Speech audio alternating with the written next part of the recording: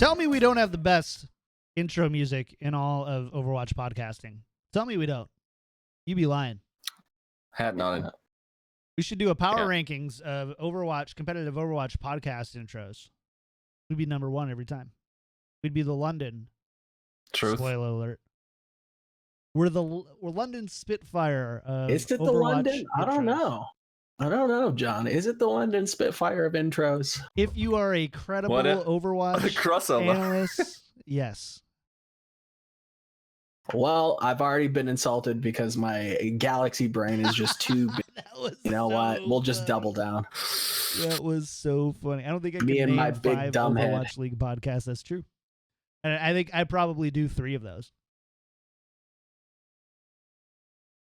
Can't name 5 owl podcasts? You're not looking hard enough. Come on, guys. Yeah. Owl podcasts specifically? Yeah. I mean, for Owl. Well, maybe not specifically owl, but competitive just Overwatch. Sure, Yeah. I could do that. Anyways, welcome to episode 14 of Tactical Crouch. Man, this show came together beautifully. We had the recording break. I forgot which time we were recording at, even though it was the normal time. It was the normal time we normally record, and I forgot because it can't be the normal time we record because we don't normally record at never go normal, yeah. So we had to not make sure that happened. Yeah. So we did that. I didn't get to make a cool 20 through 15 or 20 through 5 graphic, but you can see down in the things down below, you can kind of see our rankings 20 to 15. So you can laugh at us and tell us how wrong you think we are. But besides that, thank you guys for being here. By the way, I didn't touch on this the last 2 weeks. If you are looking for other places to digest the show, we're everywhere. Search for Tactical Crouch on Stitcher, Podcast Addict, iTunes, Google Play. What's the name of it? Spotify. We're on Spotify. Search for Tactical Crouch. If it doesn't show up, you might need to search for Overwatch League Daily. Otherwise, follow us on Twitter at OWL Daily Show, and we can do that all there. Sweet. They're, yeah. Good. It's good. Volamel already has the worst ranking, though. Joe, defend that. Volamel already has the worst ranking. I will say the most people, I am the resident idiot on this show. I just am, and that's okay. I can never match the analytical brain power of you two. But I see more people take and spoiler alert, I just took an aggregate of Yiska and Benchmob's top 20. Done. I'm just kidding. I didn't do that. But you should be hating on my rankings. You're not. A lot of you are hating on Joe's rankings. Joe, I need you to let it rain in. There's a few things. Valiant all the way down at 11. I think some people had issue with that. I think Outlaws at 18 were a big one as well. Obviously, they have lots of fans. I called them one of the most overrated teams coming into the first season, so, my opinion still stands. The Titans, presumably in your top 5. They're going to have to be. Yeah, unless you just added a team. Nah, we just left them out. I wonder if you're also getting angry Wolf of William DMs and ads in several Discords. Nah, nobody wants to come at me. Wait till you say Vancouver 5, and then you're getting them. I see that I didn't understand. I didn't understand where he was going with it. Was it that they were too high or that 6 was too low? So way too high is his idea. There's an Overwatch analyst named Wolf of Villainy, and I don't know. I've gone in circles with them. I would consider them like a respected acquaintance of at least mine, for sure. And he's written a lot of great stuff. I need to find the right link for this, which I will before the end of the show because I want to link his stuff. He ranks Titans in C tier. Says the Titans are C tier. Says that their pros are runaway and their cons are runaway. I like it. That only makes sense if I don't have to argue with that. I don't have to argue with that at all. And I don't want Just to let that say, and he wrote more about it. He wrote more about it. Let's not be unfair here. Like I don't want to be. I don't want to be unfair at all because I really do appreciate what Wolf of Villainy is writing. He's writing about the competitive Overwatch scene. He's doing that stuff, and he's commented about the show a lot. So I want to be really fair to him and say I totally appreciate it. But I'll be fair when he gives a fair analysis of that because that's some grade A. You know where I'm going. Yeah, I'm not going to. Don't do it.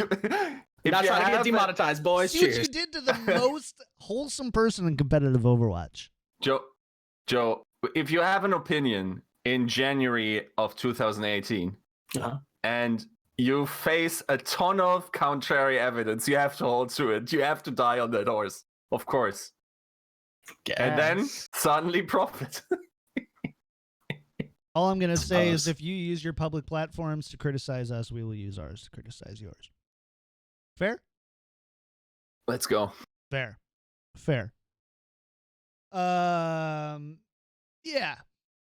Anyways, I'm always surprised when people, Joe, you're at the heart of the criticism a lot of the times. That's fine. But at the same Nobody time, wants to come talk to me. If you have a big issue with my, nice. come on over. Come take a chat. Oh man. Come take a trip on the wild side. Nobody wants it. Nobody wants nothing. I have a podcast. You're more than welcome to come on and come hash this out. Where you at? Joe is legitimately the catch me outside guy of the Overwatch. Wolf of Villainy versus Joe. I'll take it. Dude, I will take it. Anytime. I'd love to have discussions. On one of my previous podcasts, Well Met, Hearthstone podcast, still going on, by the way, if you're listening to Hearthstone podcasts these days, 2019, lol. Just kidding. We used to do a thing called PvP where two hosts would go head-to-head in 3 rounds on a topic, 90 seconds long, all you have. One person goes, another person goes, and the third host is the tiebreaker. I would love for that to happen. I would love for that to happen. I would love for just people to come on. Like, we'll just grab some, like, not critical comments, but just like kind of mean comments. And we're just gonna put them up in chains, bring them up on the show, and actually have a debate with them. That's what we're gonna do. And by we, I mean you guys, because I'm an idiot. I couldn't do it. But you guys can do it. Yiska and Joe could probably do it. Anyways. This was fun. I trained a lot on a silly English goofball. Yeah. I love it. All right. Should we start talking about so we've gone through, over the past 4 episodes, we've been trying to go through the kind of a power ranking of the competitive Overwatch scene. And we're Overwatch League Season 2 teams, including expansion teams. We even started these before all the signings were done. We had a lot of, it's fun. It's for fun. It's for entertainment. You don't have any competitive Overwatch unless you like Tier 2 and Tier 3 Overwatch. You don't have a lot of competitive Overwatch to watch. So we're giving you some, Tier 1 competitive Overwatch content. You're welcome. But not everybody agrees. So we put them all out there, fought it out, hashed it out over the past 3 hours at least. More like 4.5 hours discussing the previous 15 picks. Now we're finally at the top 5. Yiska, I feel like your beard was so much shorter when we started this. That's probably true. It also probably was much darker, and now I have to pluck the gray hair that's happening. Then again, this doesn't trigger nearly as much as, like, discussing insider information with the public or reading comprehension. So I'm good. I'm well trained in all of this. All right. Fair enough. Joe, you got a look on your face right now, man. You got a scowl. No, I'm just hopped up on Dayquil. All right. Well, let's get that's that half glazed look. Are we going to make it to 2019, dude? I don't know, man. Let's get hopped up on these top 5. Shall we? Sure. Let's do it. All right. We're going left to right again on my screen. That means, Joe, you're starting out first. Number 5, the 5th most powerful team in Overwatch. The 5th most villainous team. I've got the Vancouver Titans at 5. You started saying Philadelphia. Did you just change that? No. Did you just change the 5th right there? most villainous team. Not villainous team. Powerful. Yeah, villainous. Are they your number 5 team? Or are you like, do you have another? Yes, Are you just doing 5. a different rank? Okay. Okay. Titans. Yiska, number 5. Philadelphia Fusion. Okay. Number 5 for me, Gladiators. So, yeah.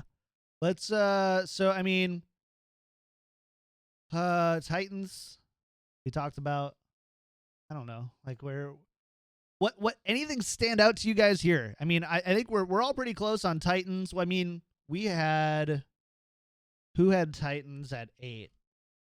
I did.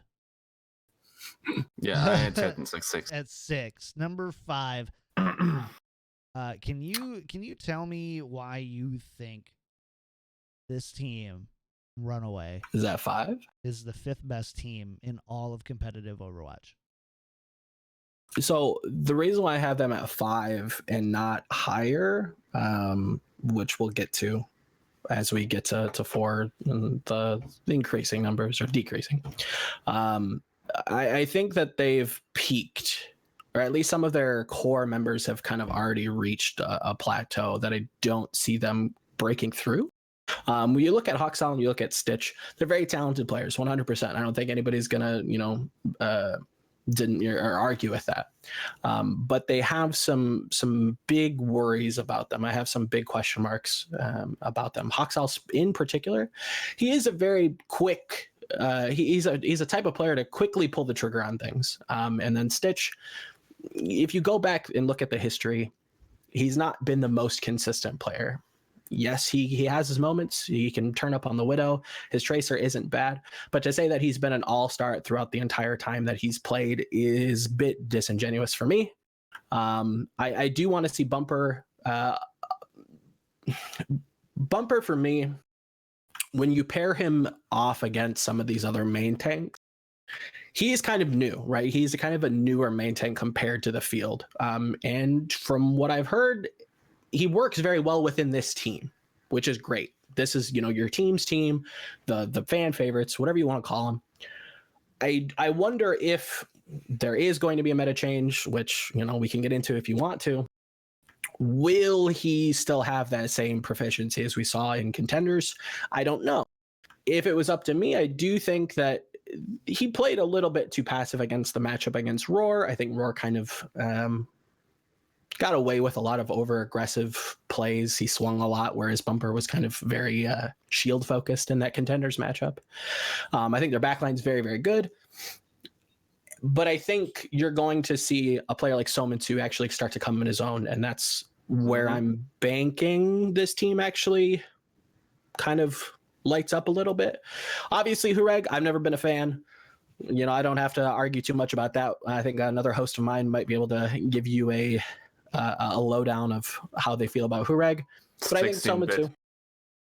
Sure. I think Sominsu, I think NYXL, Stitch, they have questions. They're still very good players. Janu, absolutely bulletproof. Their backline, same. I think they're really strong. They have been for a long time. I think if you brought them in, even in season 1, they probably still could have done very, very well. I don't see how they're below top 5 for most people. I think 6 is a reasonable argument, but I don't see a meta where they're disheveled. I don't see a style that they can't kind of adapt to. I just don't see how this team is somehow even below 10. That's so much of a reach for me. I don't think definitely below 10, but I think 5 through 10 is so tricky. Sure. A lot of the time. Yep. But take a second and think of some of the metas. Like, what meta could they have not filled in for? I think you put Bumper on like an Orisa. I tell you the meta, big ass house in the middle of LA, like living the American life, True. American women, American coaches, Food. like that, and also In and playing out every day. on the Overwatch League stage. That is the life that might hamper some of that development. I suppose. I'm so and again, like, and I've always kind of said, and I've said this a few times on the show, I'm a little less enthusiastic about Apex Season 2 winners because so many great, amazing Korean players have been picked up by Overwatch League. Sure. And, that's a really simple analysis at the end of the day, but that's kind of how I feel about it. But, man, 5 just feels overly optimistic to me. But then again, I am also the person who, I'm not as optimistic about the Gladiators, where I have them at 5, where you guys obviously have them higher. So that's actually a question. Like, okay, do you still want to go on Vancouver? That's up to you. Because like I'm interested. Why do you think that Gladiators, especially like as a I mean, we are basically rating some sort of consistency over the season. Why do you think they would rank under someone like Fusion? Say that again? I don't know. And honestly, I've switched these two back and forth so many times. So I think it comes down to a few things. Do you think that Roar is better than Fissure? Not necessarily, but I think adding Decay makes up for any of the. I agree, right? That's a one part like of a a 3-part filler, question. Then obviously you have Decay, who's obviously a big signing, huge increase overall. And I would say overall between Roar and DK, that should be better than Fissure. I don't know, surprise, surprise, John doesn't know much about the EU scene. Ripa, I'm not super like familiar with, but I don't know if that's a signing that equates to more wins overall. But I see it as a team that's improving, but I don't see it as a team that all of a sudden has, locked themselves into a top 4, top 3, top 2 team. I don't. That's fair. I think the teams I have above them have a better chance of finishing with a higher ranking. Maybe it's fair, maybe it's idiocy, maybe it's not. If you can put the Valiants at 11, I could put the freaking Gladiators at 5 and not feel bad about it because they're 2 spots lower than Jimmy Go Lucky on Reddit. Exactly. But I do want to mention and touch on substitutions and or bench players and what they mean for the starters, because we're starting to see, or I think we could easily say that maybe the West is adopting some of the trends that Koreans used to do in other esports and even in Overwatch, and putting people behind you, and that kind of lights a fire under you. So while Ripa might not see playtime, Nevix and Choi, they fill a very similar role, but you know what? They compete against one another for that starting spot, which pushes innovation, competition. Like it pushes each other. You push each other forward. So where Ripa decides to go, he might not see playtime, but he's going to force his support that's ahead of him farther. He might fill out, some pocket picks here or there where, he might see play on some maps, on some points. Sure, but it's going to push the team overall farther. And I think that's an important thing that I don't see enough people like really thinking about. I do think, me personally, no, I don't think that Ripa's going to see too much playtime, but I think again, that competition, that internal competition is a big thing. I agree with you, and I'm all for like there needs to be signing for players who fills a bench spot. Like there really you need somebody who's, if they're sick. It's not every player signing needs to be a starter. They don't. If they picked up Ripa for $50K to fill the bench and prove himself, and they think that he's Overwatch League quality at some point, or that they can fill that bench spot as economically possible, then awesome. Love that. That's great. And I'm all for that. I obviously I think Shaz and Big Goose, despite being traded away in December, lol, and then coming back, lol. It was, like they're obviously gonna probably try to keep those two together. I could definitely see Ripa coming in on some sort of like single hero thing, specific maps, almost kind of like what Snillo did back in the day for Fusion before they started playing them. Yep. But yeah, I just like, I don't know. I still look at them and I go, I don't know if the DPS behind Decay is enough. I think they fill out anything and more you could ask for from a DPS lineup. I can't think of two more flexible players to have behind someone who is very, very flexible. I'm not looking for flexible. Think they cover all. I'm looking on proficient on singular heroes. That's where my pillars differ from yours. I'm looking for flexible. I am looking for flexible, but if you're on meta changes, if you have a team that can play every hero except for the 6 heroes that get played for an entire stage. Soul Dynasty. Yeah. I feel like I have to justify my Fusion pick almost for having them so high. Because one has to say, based on their last season performance and their wild inconsistencies, by the way, and we will also have to do this for London. I think what impresses me the most about Philadelphia Fusion is their ability as an entire organization. And I've thought about this for a while, and I recently did a pod that's probably going to come out sometime soon. But it reinforced that idea that if you have a very good academy team, and Fusion Academy is an Overwatch League level, at least somewhere down there. They're probably better than the worst team. And if you have that, then your in-house scrims are airtight and high quality. And that in itself is a boon to an org, especially one that lacked consistency. Now, their academy team is without a doubt the best academy team in the world, I would say. They consistently performed well over all the seasons. They won it. That it's just like, that's just the level you can expect from them. Also because they have absolute top players that just aren't of age. And they themselves might push the starters. So if they then can make great use of their two-way players and their two-way player system and really elevate their level of play there and possibly even show someone like a Valiant what the actual value of an academy team is, naming and like mainly keeping your already hot players warm while you can't play them like a Snillo, then I can see how I can justify that. And I think they will get more consistent. Also with additional coach hirings.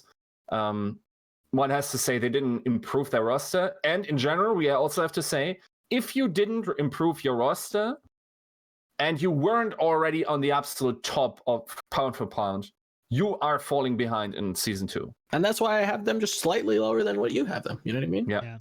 Like I would have loved to see them pick up Ripa put on this team. Would have been a nice addition. Seeing Alka's two-way, that's fine. I'd like to see him bump up. Neptuno, I think, is solid. I think Boombox will Fraggy still, you know what I mean? I can totally backpedal from this pick and not feel like guilty or bad. I could totally and I'm glad Yiska touched on the infrastructure piece because that's something that I probably haven't touched on enough. Also, I think EQO and Carpe are a pretty amazing DPS duo, and I do think I would, based on what I've seen, I would take them over Decay and Hydration / Surefour. And I know I get the raised eyebrows from Joe, but hey, I'm not Coach Volamel. I don't see all those things. So to be fair, I think in a vacuum, Carpe and EQO are an absolutely sick duo. But it's the team.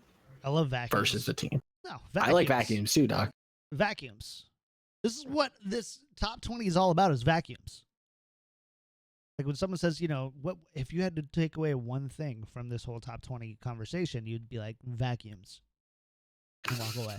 Just vacuums. And upside. You can't forget about the vacuum Vacuums and upsides. Vacuums, upside, and potential.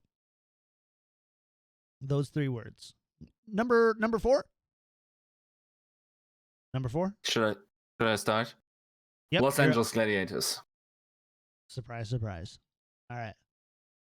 Number 4 for me. San Francisco. I've got the Gladiators at 4. Fair enough. I'm already hyped that. Yeah, okay. Yeah, go ahead. What that implies, what we think of one specific team. Okay, so LA Gladiators, for me, they are the playoff team that improved the most in terms of pound per pound performance. I think I always thought this, and I almost did a podcast on this, and I would have probably looked like an idiot at the time, but I always thought Fischer's playstyle limits you and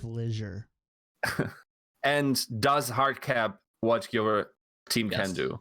Yes. He is a resource sponge, and you can only play one style and one style only, and that's follow the Fischer. And then you got to have players that play around this.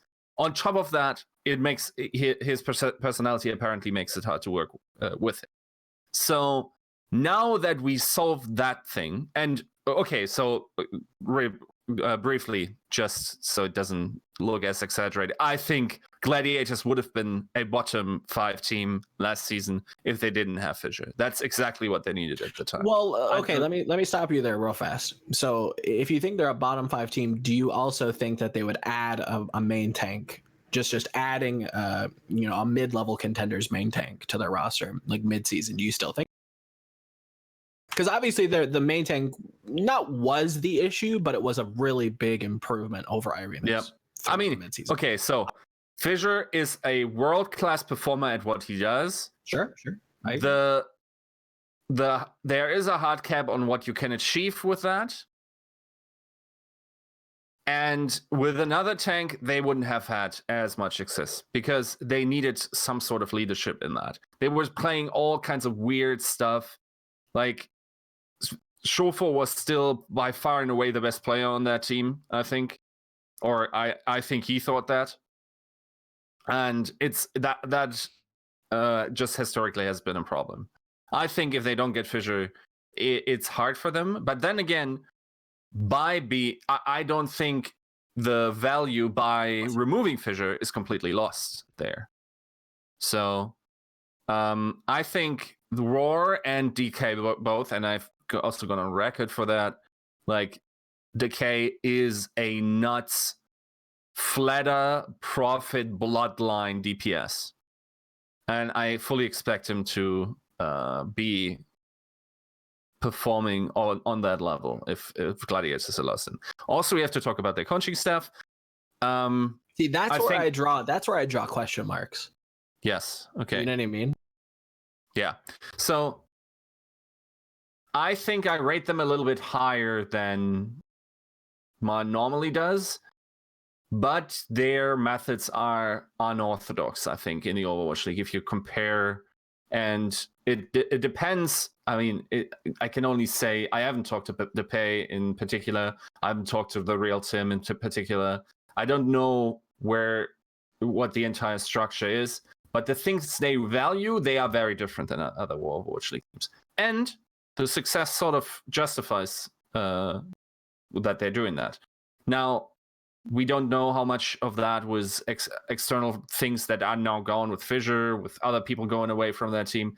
But then again, I would and did put my money on that. Not only do I think Raw is very good, I think Void can be very good again. I think Decay and Schofer could be absolutely nuts as a DPS duo. And I also think Ripper is an underrated addition here for the very reasons you named before. I would have some issues with that backline because, once again, if you're a slightly above average backline in the Overwatch League.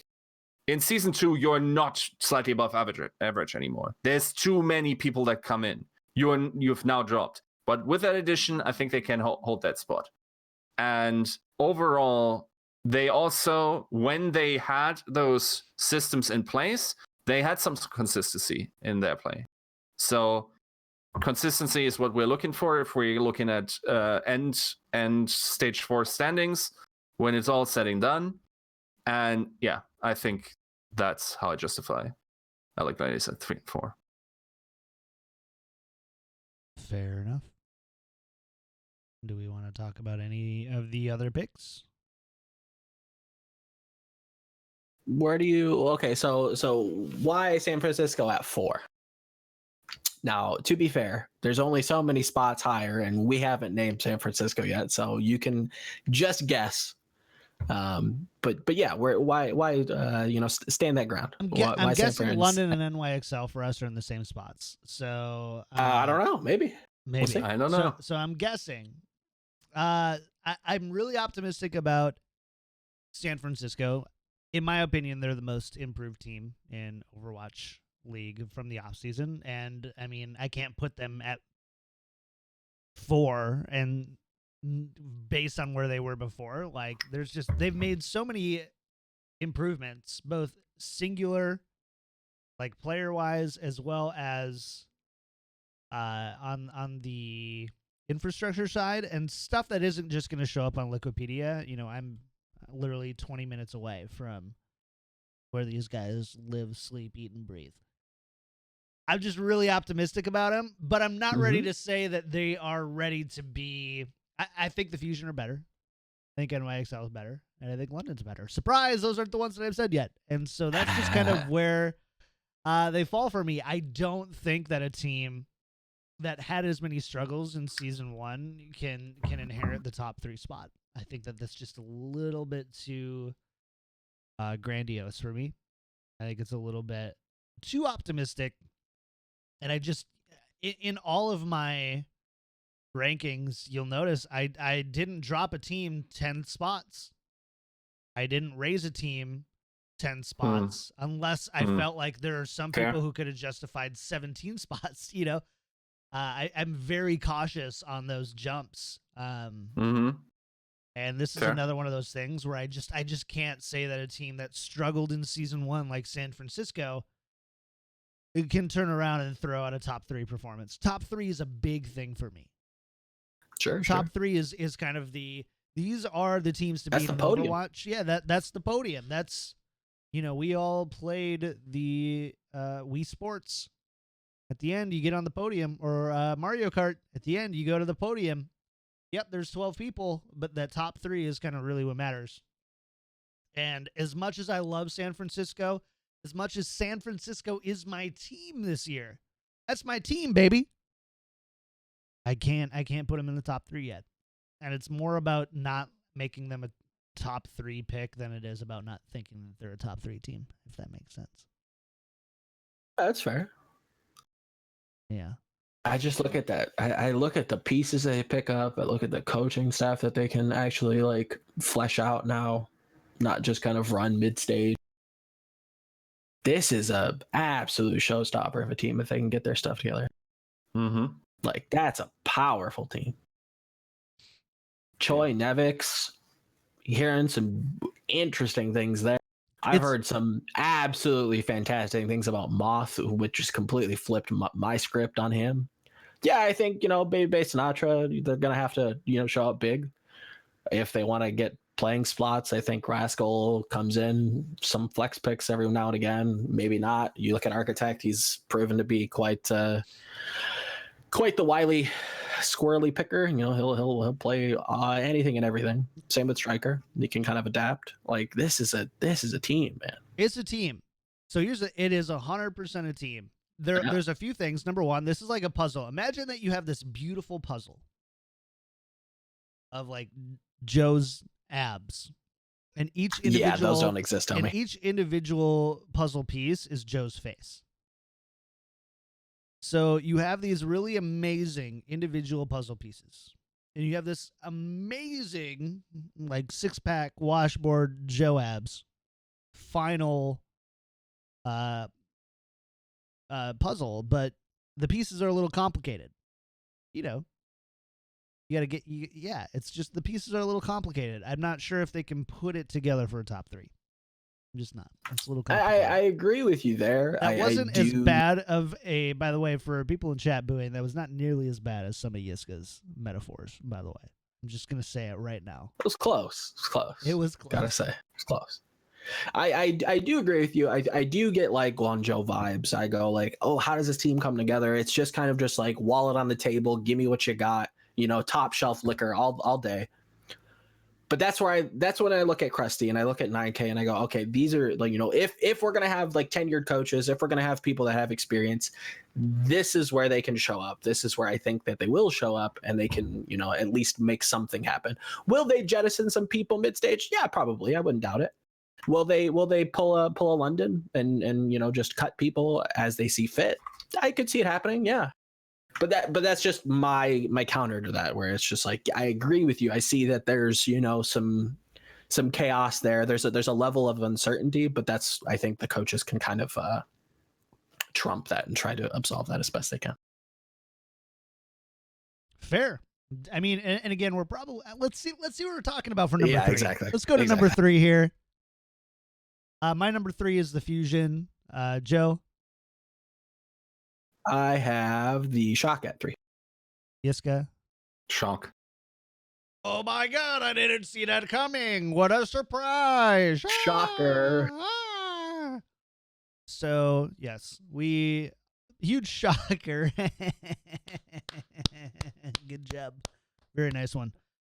All right. So, Shock, number 3, Fusion. I mean, I don't know if we have much to talk about here. Yeah, we kind of already. I think we've all kind of laid this out. Yiska's thinking hard, though, so maybe he does. I mean, I could say some things about Shock. Like, yeah, you okay, get so to say anything about Shock, so say something about Shock. Okay. Shock in itself, with the exception of the main tank role, is absolutely stacked in my mind. I agree. Violet, bomb player. Moth, bomb player. Architect, bomb player. Striker, bomb player. Choi, Nevix, bomb. Now Nevix also now counts apparently as such. I don't want to even interrupt if you, not, but I will say Moth is my favorite Western player. I think he's the best in the world. Moth. That as a Western player, I mean, I think the thing is, over this season, you have got to give it to Neptune. I think that's a fair thing to do for having an entire season be of consistently like way above average play for a Western player. I think that would be my pick. But yeah, like Moth came in late and then came into a team. I will also say, like, what can you throw at that team that they couldn't be good at? If there are these 3 DPS comps that some of the analysts currently predict to I mean, we're already seeing it now. Like, can you tell me a team that is more prepared for triple DPS? There is none. It's nuts. Maybe NYXL. I mean, they have like 18 fair. DPS players. Fair. Which team have we said that's not more prepared? Yes. For of course. DPS? Yeah. That was more what I meant. Yeah.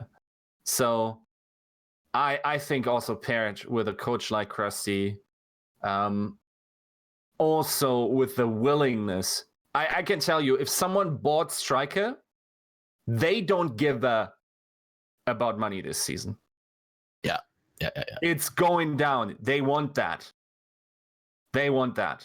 And that just convinces me that they have it in them to be a top 3 team. Yes, there will be. I sort of require all these pieces to click in order to justify that. And I definitely agree with Tripod's statement of just saying, well, is it really possible to improve that much over the season? If it is possible, they did the moves that are needed. Totally agree. Right. Totally This is London Spitfire creation levels of money thrown at. Yes. And this is also Yeah. something where, one or two things go right or wrong for, the last 3 or 4 teams that we've talked about, and either of them can steal anybody else's spots. It's like on a razor's edge here for like the balance of some of these teams. Mm-hmm. This is not a team that I think has those issues, which is why I place them highly. But again, and I talked about why, 3 is a significant number for me.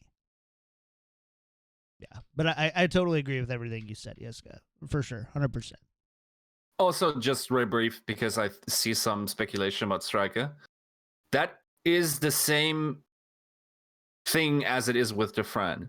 People say Defran is a soldier player and Defran is a tracer player. Yep. Now, when was Defran one of the better players in the world, if not the best? When soldier and tracer are meta. Now, you might say he's a soldier and tracer player, or you might say he's one of the best players on the things that are currently meta, and that will continue to do so. And the same ability I saw in Striker, who went for tracer and then went for Widow and was also very good in a short amount of time when he had to be. So for me, the pattern is more that this guy can play what he puts his mind to. And we've seen precedent talent like Architect do that. And also Saya player, who was, by the way, also a soldier one trick in our minds, comes out, is a nuts Widow. I mean, he had some McCree. Let's not flub on the McCree. He had him. Was that the one he jumped off the map with? No, it's the one that he was absolutely rolling people in Hollywood with. I'm just kidding. So yeah, I'm hyped for this team so much. Like this could be your London Spitfire of season 2. If the stars align, everything just works out. They could just peak at a certain moment during the playoffs, and you could see this team literally reach their peak. Yeah. Whether they do but that also or not, have a middling there's a lot rest of of their questions. season. Sure, they could. Mm-hmm. Very much. Totally I think that there's a very. underperform for 2.5 stages. We'll get to why. We'll I hope they don't make the London mistake. I think you're kind of trying to almost sub due. everyone a little bit in, trying to keep their fifis all tidy. And no, ruthless, dude. You paid way too much money. Ruthless. Got them. Throw them out. I don't care. Make it ruthless so this team can become this strong incarnation of what London was set to be. Mainly, as I said at the time, the best pound for pound roster in Overwatch history. With Shock, I'm not sure if I can hold that argument anymore. And also with NYXL, by the way, as well. Yiska, are you concerned about Striker at all, mentally, based on some of the stuff we heard from? He has just been freed. What are you talking about? He's having the best time of his life, probably. No, I'm not concerned for Striker. He's going out there doing the Millie Rock. For some people, they they're introduced to problems and go away from them. For some people, they actually are the problem. Sure. And again, I'm not saying that I don't know Striker. I don't have any insight to any of the organizations like that. Yeah. And we also we definitely do know that there's some things going on in Boston that we've heard stories from that make it help us believe that it maybe just isn't. There's players. a picture been painted. Well put. Should put that one in an article. Yeah, that's true. Again, I got my Uprising stuff right over there in the closet. I'm putting it on right now. I love the Uprising. All right, number 2. Oh boy, this is where it gets spicy. All right, Joe. Ready for this? Yeah. I want to be last. I've got London. Yiska, you can't be last. London. Yes. Oh, I'm so happy. I'm not happy anymore. I want to go last. I am going last. You are last. I want to go again. Start over. Go again, boys.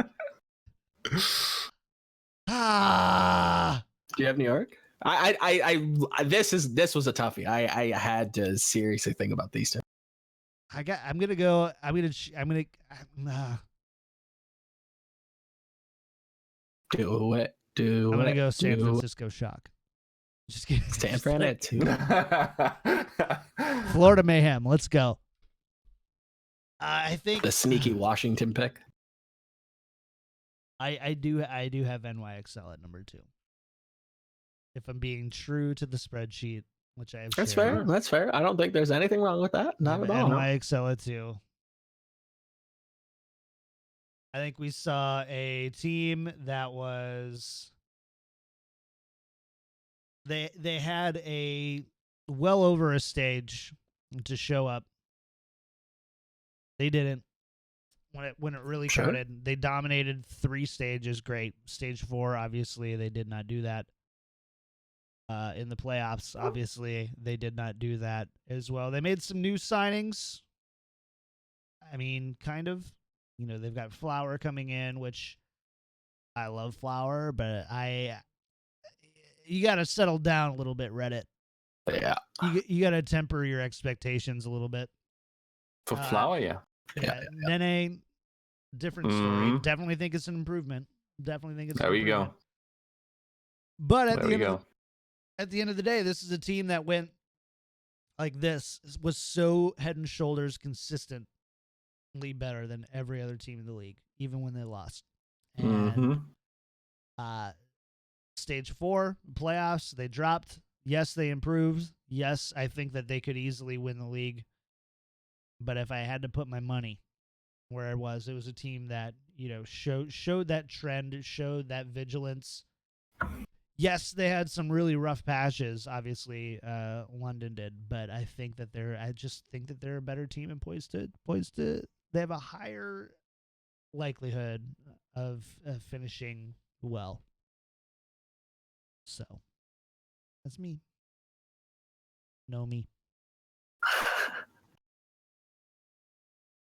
Yeah, I think everything that you just said, I think I could say about London for the most. Yeah. I look at them, they kind of bounced around, and that's just something I can't willingly. And it sucks because you want to put the champions at 1. You want to go, you know what, the champions are going to come back and they're going to reign. I can't in good faith tell you that they're going to do that again. Not after season 1. They have some of the best players of the world at every role. But with the evidence from season 1, I can't put them at 1. Not with the consistency that NYXL showed. Every stage. Yes, they floundered in playoffs, 100%. I can't disagree with that. You don't think they floundered in stage 4? Yes and no. I think the reason it's gone. Well, could say that. I think to a point they started to decline, and teams were actually starting to do very well. So it was an intersection of graphs, if you want to kind of call it. But the consistency the players added, you know, I do think that I'm interested to see the new coach for London, Coach 815, does with this team. Again, for those of you who don't know, very, very tenured Korean coach coming in from, I think, one of the most prolific Heroes of the Storm teams. Rest in peace. You know, he could have and create big waves. They have Krillin.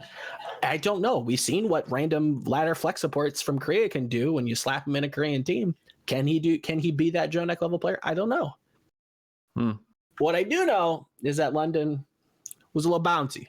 New York was a lot more consistent. So for me, I kind of value the consistency a little bit over the peakiness. Do I think both are championship level teams? 100%. Do I think London has a stronger peak? It's arguable, yeah. But yeah, it's difficult to. I can't put them at 1. I just can't in good faith. Yeah. So I respect it. For me, I mean, you guys know my opinion of London, right? Course, also, I think Guard is amazing. True. In terms of what he's being brought on. Like, Guard has a silly good Sombra. I will say, even I'm going to amuse you here because I was so high on London.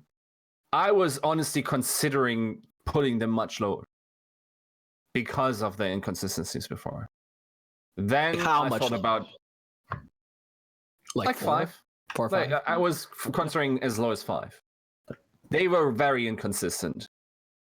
Some of the reasons are now removed. They have a pretty clear first roster. They have still some of the sickest players in the league. The level they had hasn't been eclipsed, I would say, significantly by any other team.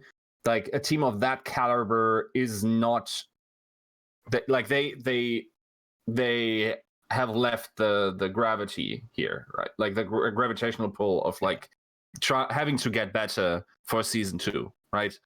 Like teams of that level don't really need to, and that only concerns really NYXL and London.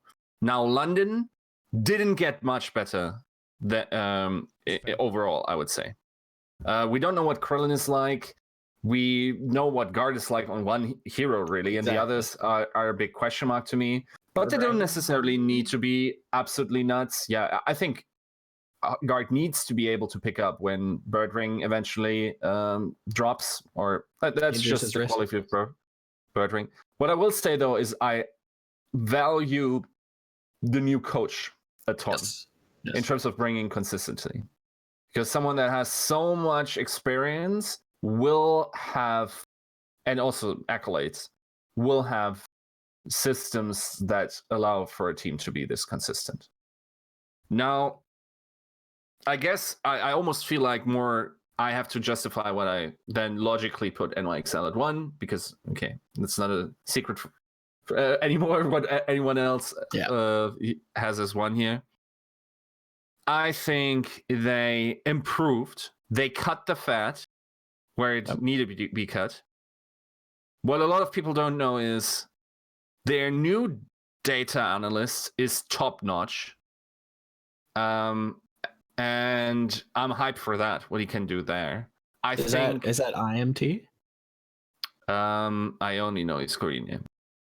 Okay. So I think those are dope additions. Nene, Flower, just like Flower if you just need a peak player. So he's like a time. Yeah. He's like, we have like the Waves player and the Tide player. Like Flower is a Wave player. Now the rest of the squad is still absolutely nuts. I struggle to come up with metas that they couldn't play, right? Triple DPS, boy, that is insane, right? And if that comes to pass, that's insane. I think, like, currently people are saying their goats is nuts. I mean, look at the pieces. Yeah. You've got Libero, who can play anything under the sun. Yeah. Mecho's probably, I think their front line, NYXL's front line, is one of the most underrated like duos throughout the Overwatch League, or at least like the top 5 Overwatch League teams. Like, no, you don't hear people like hooting and hollering over Mono and Mecho. No, everybody's like Fissure this, Miro that. Like, these guys are just silent killers. Yeah. And then not to mention you have the player that broke the frickin' paradigm standing behind you, just chucking orbs at people's dome. Mm-hmm. That's absolutely disgusting. Yeah. Yeah. Yeah. This team's sick, dude. Yeah. I think also, I don't think they will have a particular adherence to one specific playstyle anymore. They now play much more. I think they will just efficiently take care. And yes, maybe there might be the LW Blue curse. And what the LW Blue curse means isn't that there's some magical thing in the ether that keeps these players from moving their mice while they're playing in a playoff match. What it is it's some psychological element. But we're not talking about playoffs here. All I need from them is to just dominate all the 4 stages, and cha-ching, that's where we score, right? So this is power. NYXL, This is a power rank. consistency powerhouse. That's true. Easily. Okay. It's a powerful team. every I don't think other- London's too much lower though. I don't think. Again, I think Yiska and I, even yourself, like it's a big debate whether or not you put London above them. Do you value the peak? Do you value the consistency? I don't hate either. Yeah. We Yeah, should it's come up just- with like a power ranking for like if they win like stage playoffs, it counts as like 10 map wins or something. I mean, even there would be like in every other esports. Let's be honest.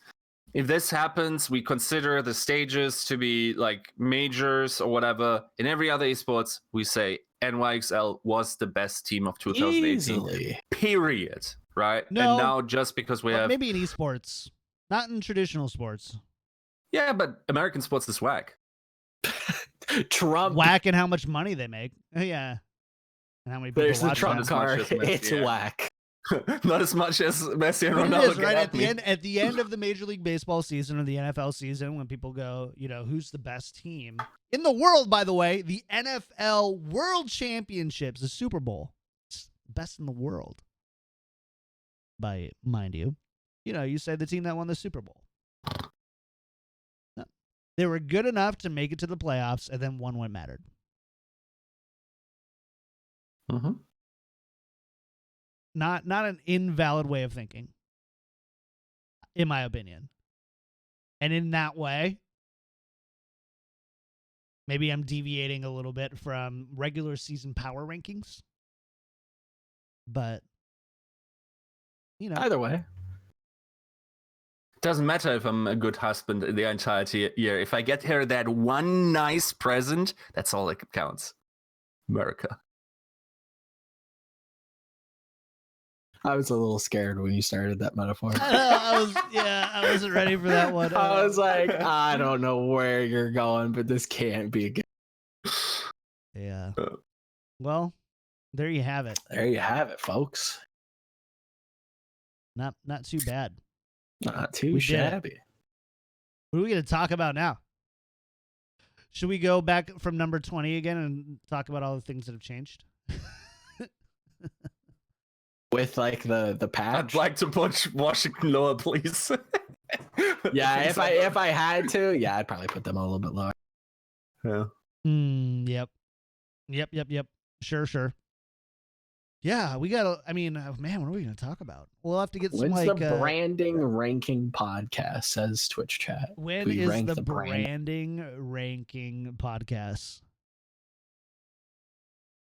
Let's be real. NYXL first as well. Done. They are for me, and then it's just a smattering. Of, It's grown on me, but I don't like it. It still looks like a shower That's curtain. only because you like to get drunk of motor oil and celebrate shit like the Dallas Fuel. Because people made fun of me, dude, for weeks when NYXL came up with their branding, and I go, people don't like it now, but it will be remembered as the best branding in Overwatch League. It will. Even then, look at now. I would rather wear NYXL stuff. Like, if you're given a wall of, look at all these logos you can wear on your t-shirt or on your cool sweatpants, you're wearing NYXL stuff. Yeah, Dude, you it's just are. insane. Like, you know how many shirts I see a day? Like that, where I just go, oh, blue and white, like these stripes. Wow, that's sort of like NYXL. Like, how do you all know how often that is activated in my brain? Where everyone was saying, "Oh, this is so stupid, it's stripes and it spells NYXL." Nope, that shit is in my brain, dude. Like, it's, I don't know. Like, I find it also just like the atmosphere they have in their content is super dope. The general swagger, I would say, of their players. And the way how they promote Sabiobi, for instance, there. Like, it comes off. Then also what kind of statements they make. And by the way, that is a statement that is very scary. Do you remember what they said after they lost? well, it was something along the lines of like, okay, we've learned. We've learned our lesson. We're not doing that. This was the most important loss or the most important game of the season. And we will that's the most important thing that happened. Like they're thinking long term. That is like I could totally see that they might actually become the first like dynasty in Overwatch. Just like how that entire organization moves is just It's just like, intelligent, 100% at every level. They've got some of the best. They have probably the best marketing. They probably have the best events, but that's not saying much. The branding, at least the logos, we'll see. Players highly up there. The content around the players probably top notch. You still have that New York vibe. It's in the subway with the hip hop. Like it fits, right? Can't say that about too many other teams. I think Defiance coming out strong with like their edgy tech lord vibe. I mean, like it or not, at least they've got something, right? I can't say to too many teams that like where like I don't know how much can you brand around Fusion. Like there's like they don't have like a shtick, right? They don't have a gimmick. Yeah, I think they all have gimmicks. They're just weak gimmicks. They're unmemorable gimmicks. Like how many? Like go look at the Major League Soccer brands and tell me how many of those don't look like any other Overwatch League team. No, it's like every other team tries to go from the angle of like entertaining, making fun jokes. What about dark chocolate? All that pleb shit, and then there's like NYXL. It's like, okay, so these teams entertain, NYXL inspires. And that is, if you have the level of play to back that up, I think that's just, and NYXL, they also have like, don't get me, I mean, I do social media marketing. That's my job right now. It's social media marketing, branding,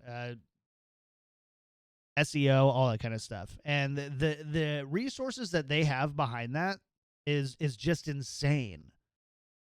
A lot of time when you have a social media manager, you have someone who's, kind of proficient in Photoshop or whatever, and they can kind of make things that look good.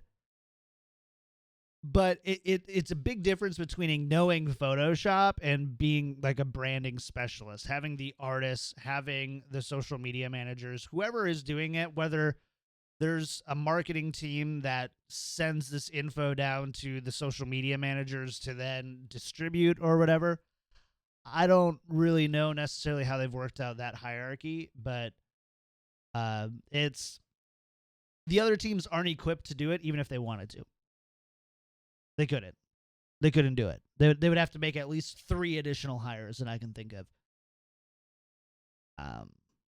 Yeah, they're just organizationally they're kind of a step or 2 or 3 beyond kind of the rest of the Overwatch League. But I also know that they have a lot more money behind their organization than, I can't say every team definitively, but they have a lot of money behind them. They really do. Mm-hmm. Do we want to do some questions? Because there's a good one currently in chat. All right, let's do it. So, Packev goes, which team do you think is better when it comes to dive, NYXL or Shock? I think we're having a semantic discussion then. Like, is Widow dive? If we're talking about Widow, I think NYXL is clearly better. If we are talking about, because if you look at their win rates last season, they understood Widow. Like that's the crazy thing that about their performance, and nothing hurt them more than this not being as relevant anymore. If we're talking about clean dive, as in Genji Tracer, pretty sure that's that I would say NYXL there. Shock there, simply because I think Striker is a more imposing Tracer, and I also think Architect doesn't have to hide behind Libero as well. And then the others, like, I mean, it doesn't change too much then from Widow Dive, but yeah, they're sort of evenly matched, with Jonak probably one has to consider at this time still ahead of Violet.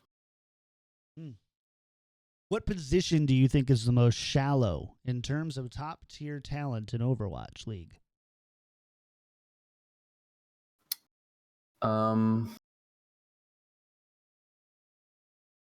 Shallow meaning the weakest, right? Is that right? Or I think with the, No, I the just think least it's amount the- of people Yeah, that can fill the position. at like a top tier level. Hmm. Flex support. That's kind of what I was thinking too. That's a toughie, yeah. It's kind of a cop out to say main support because you obviously can't Okay. know too much. Yeah. It's very yeah, unquantifiable. I think the support- Yeah. Yeah. Zebasai's main support. Just remember Hmm. that. Yeah. I think flex support though, because like when you really think of it, you have some.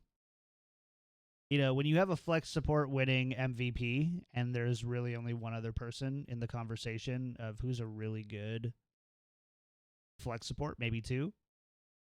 Like in comparison with Jonak, like you kind of have to go. That's got to be a really shallow position.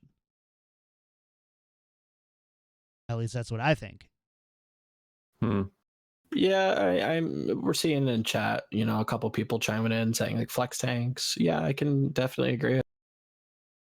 Flex I tank think is just the- tough because there's only ever one, and it's only ever been Diva.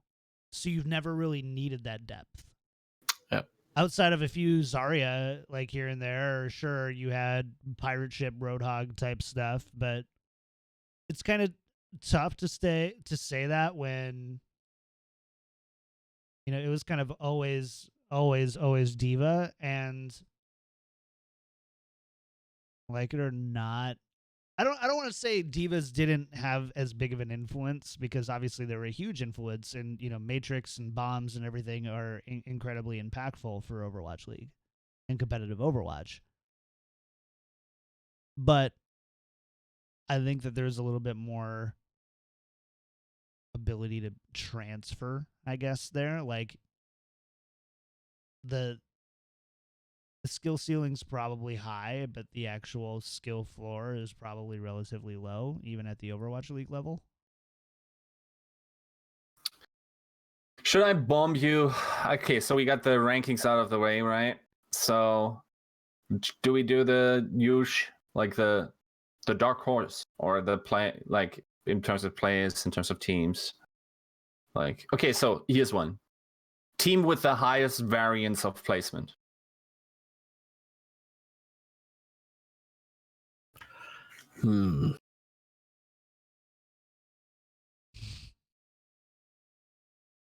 I've got 3, and I'm trying to narrow it down to who I think is the most volatile. Dragons. 14 for me.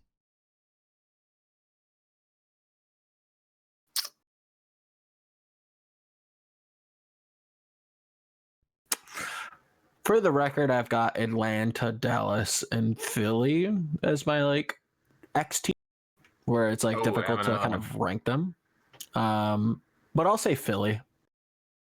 I think Philly could bounce all over the place. I think Atlanta also, it comes in at a close second, where they're coming in, if I remember correctly, chat can correct me if I'm wrong, but I think they're coming in without Erster off the bat. So just by nature, they could bounce around. They get him back. They probably do better than they did stage 1 or whenever he can play. But yeah, I think Philly could bounce quite hard. I think for me, there's one clear answer, and I'm not sure if anyone of you will agree. I will say Dynasty. I think Dynasty. You think they'll bounce though? Yeah, really? I think they can bounce.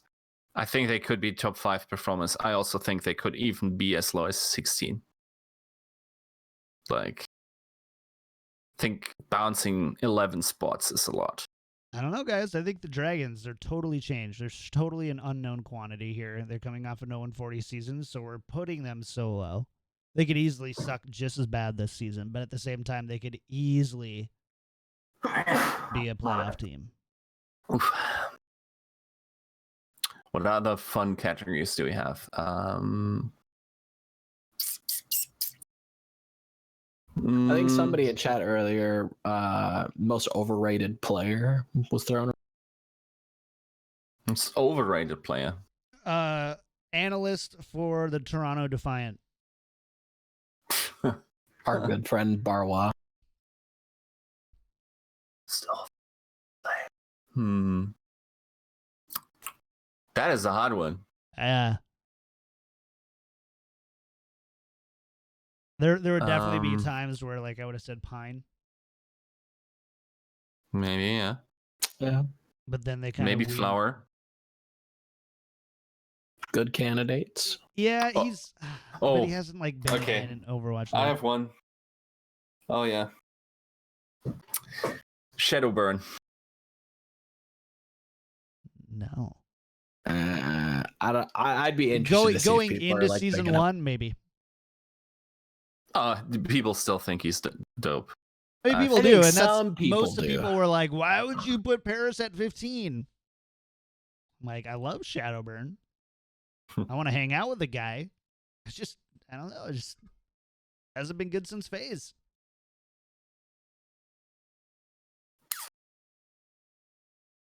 Profit. And what's? Yeah, I saw that. Ban him. That's a good one. Um, Ban him. Done. Get him out of here.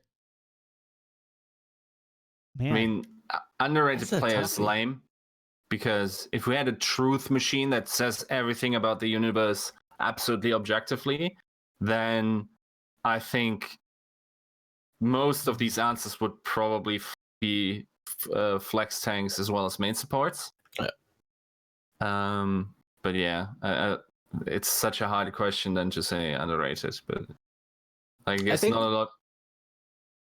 Specifically with like overrated questions, I always look at what the public are most like bullish on and how much variance I think that person or team has.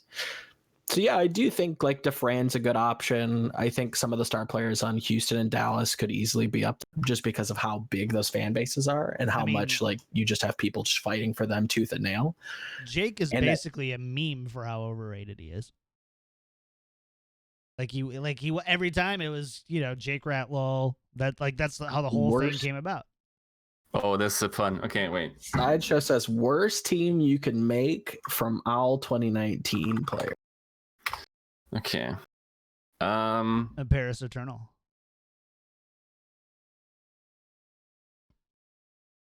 Got him. Shanu Shadowburn. Ooh.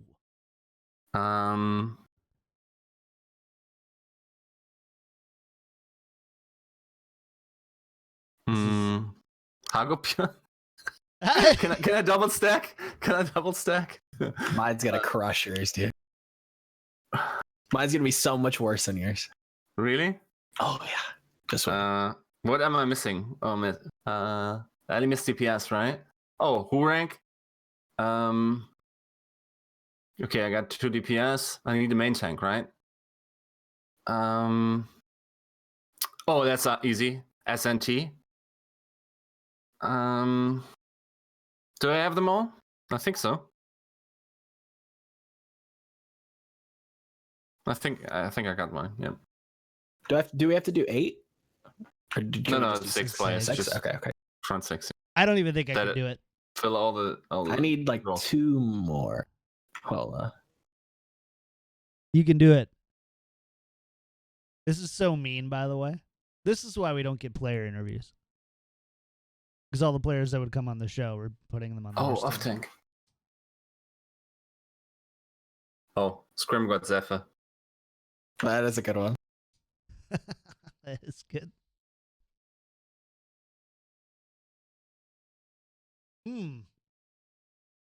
Come on, Joe. Ready for this? We're going over time. Okay, Yeah. let's go. Main support, I've got Only Wish.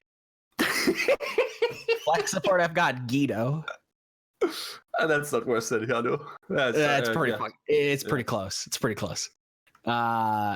Hit scan. Well, it doesn't really matter. I guess who Reg has shown that he can play Pharah, so he can flex. Then I've got Baby Bay, SNT, and Spree. Spree? Specialists are tough. But I mean, you're not wrong. But specialists are tough. Oh, I forgot Bacon Jack. Oh, Y'all asked for the worst I team. feel bad.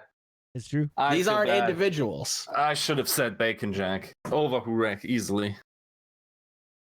It's kind of surprising to me that half of your players, though, are Korean. Yep. There goes that Korea bias conversation. Again, chat, it's not about... So, I mean, Sideshow's right. Worst team would not conform to 2-2-2, you fools. Like, it would be grabbing 6 main supports. The 6 worst main supports. It's true, yeah. For that, I would consult Ren. For that discussion. Man, we can't think just of made these. so many people so mad. So many people are angry. Yes, we know you love Baby Bay. We get it. Gita was real good on Tracer. Is he good on Zen, though? Don't know. Mm-hmm. Hard to say. I have a soft place for Boink, chat. Yeah, I think I have a- Boink is I have a- way I have a- for the West list. He's got You a have he's got a soft nice place for carb. Boink. Also, we're finally back on his pick, so I will judge him on that. Man, you guys are True. funny. Do dream teams? Let's do that for a different week. Let's do like a Overwatch League All-Star team type thing for the future. For now, though, we got to get out of here. This is fun. Something happened, anyways. We talked about Overwatch, so good for us, at least. Yeah. Yep. Yeah. All right. Well, we're going to go ahead and get out of here. Make sure to follow Joe at Volamel on Twitter and follow all of his YouTube and writing stuff. Yiska at Yiska out. Myself at KickedTripod. If you are hanging out, thank you so much for hanging out in the live chat. It's so great having you guys here telling us that we're wrong so that we keep a level head about it, you know? It's nice. It's nice to have. But for real, we really appreciate you all being here. We record live normally every Tuesday at 12 p.m. Pacific time, except for today. But we'll be here next week to do more of this. Who knows what we're going to talk about, though? We're all out of content ideas already. We're done. That's it. We kicked it. Episode 14, the last episode of Tactical Crouch. That's it. We're done. It was a good run. It was a good run. Okay, let's get out of here. Follow the show everywhere at Overwatch League Daily or Tactical Crouch. Just like search for it. That's all you got to do. It's not hiding anywhere. It's there for you. If you do like the show, want to support, the best way to do that is to probably watch the live stream, subscribe, or even, heaven forbid, donate. But you don't have to do any of that. Just thanks for watching and being here. Thank you, guys. We're going to get out of here. Have a good one. Talk to you later. Bye.